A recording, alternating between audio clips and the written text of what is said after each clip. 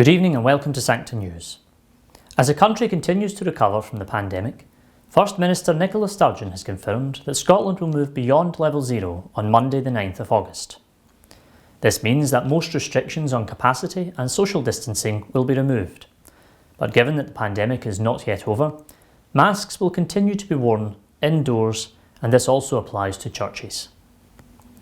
The relaxation of the rules has seen a return to some form of normality for churches and charities across Scotland. Today, Sancta News visited one such group returning after the pandemic.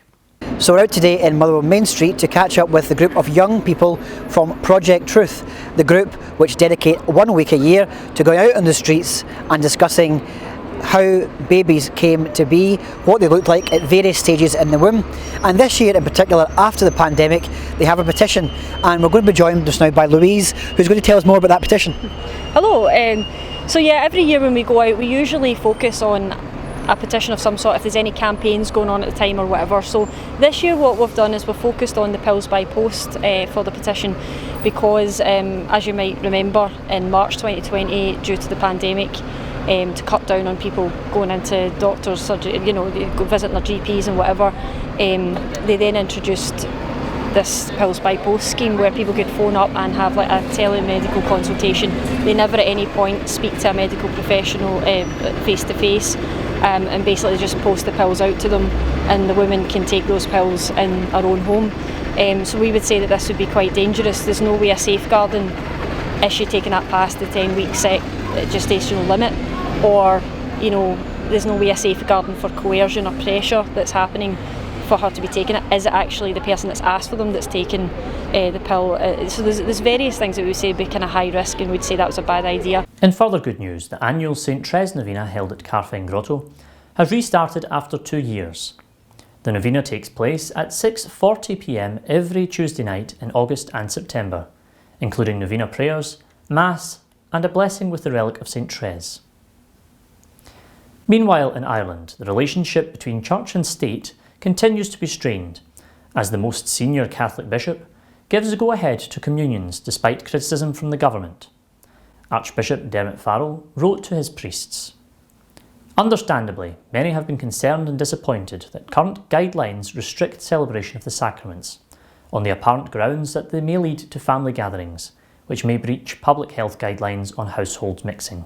This is perplexing, as no such prohibitions are applied to other events, such as sporting or civic events, or other family occasions such as the celebration of birthdays and anniversaries, or indeed to weddings or funerals."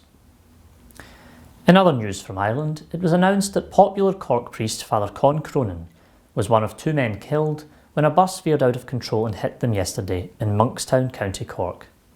After the driver of the bus, Mr Willis, died at the wheel of a suspected heart attack. The bus hit Father Con. Father Con will be remembered for his unique sense of humour and his openness to all people. He established a warm rapport, both pastorally and personally, with all to whom he ministered, and to all he had contact with, said Bishop Gavin. And finally, in happier, despite the initial setback of losing her aunt and pulling out of competitions, American Catholic gymnast Simone Biles won a silver medal in the team competition and a bronze on the balance beam. She is now tied with Shannon Miller for the most Olympic medals ever won by an American gymnast. Biles is amongst a number of Olympians in Tokyo who do not shy away from discussing their faith openly. The Olympian said, "I think God gives every individual something special, and mine was talent, so I never take it for granted. My dad always told me, don't waste God's gift that he gave you, because it's a once-in-a-lifetime opportunity. One day I'll be too old to do gymnastics. For now, I'll have to use it to the best of my ability."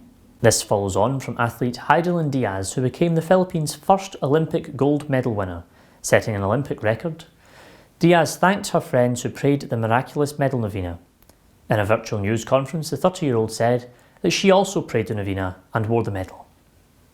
Thank you for joining us this evening on Sancta News. Good evening.